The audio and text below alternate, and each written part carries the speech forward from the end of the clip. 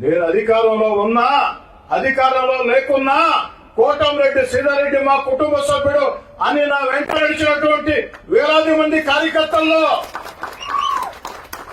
నా మీద విశ్వాసం ఉన్నంత కాలం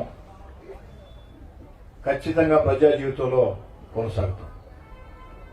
ఈరోజు రాష్ట్రంలో గత వైఎస్ఆర్ కాంగ్రెస్ పార్టీ విధానాలతో ఆర్థికంగా దివాలా తీసిన రాష్ట్రంలో చంద్రబాబు నాయుడు గారు ముఖ్యమంత్రిగా తన సమర్థ పరిపాలనతో సంక్షేమాన్ని కొనసాగిస్తూ అభివృద్ధి కార్యక్రమాలు వేగవంతం చేస్తూ ఎన్నికల్లో ఇచ్చిన హామీల్ని ఒక్కొక్కటి నెరవేర్చుకుంటూ వస్తూ పోలవరం అమరావతిని పరుగులు పెట్టిస్తూ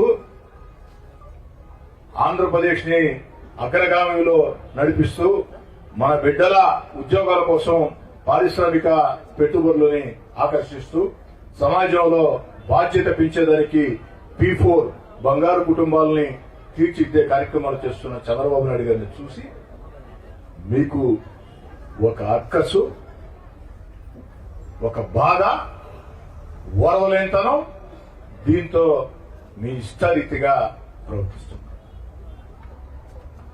నేను పోలీస్ శాఖను కోరేది ఒకటే, ఎవరు నన్ను చంపితే ఆ కోర్టు డబ్బు ఇస్తామన్నది ఎవరు? డబ్బే డబ్బు అన్నారు. ఆ డబ్బు ఎవరు ఇస్తామని చెప్పారు? దయచేసి దాన్ని తేల్చండి. తేల్చాల్సిన బాధ్యత పోలీస్ యంత్రాంగం మీద ఉంది.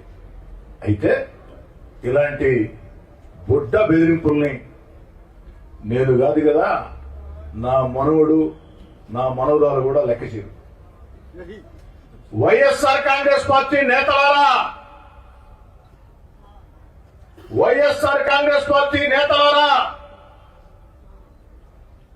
నన్ను హత్య చేయిస్తామని, హత్య చేస్తామని మాట్లాడిన రౌడీ షీటర్లరా, గూండాలారా, మీ బెదిరింపుల్ని నేను కాదు, నా వెంట నడిచే నాయకులు కార్యకర్తలే కాదు, నా తమ్ముడు కోటరెడ్డి గియే కాదు, 7 ఏళ్ల వయసు ఉండే నా మనవరాలు, 6 ఏళ్ల వయసు ఉండే నా మనవడు కూడా భయపడ్డు.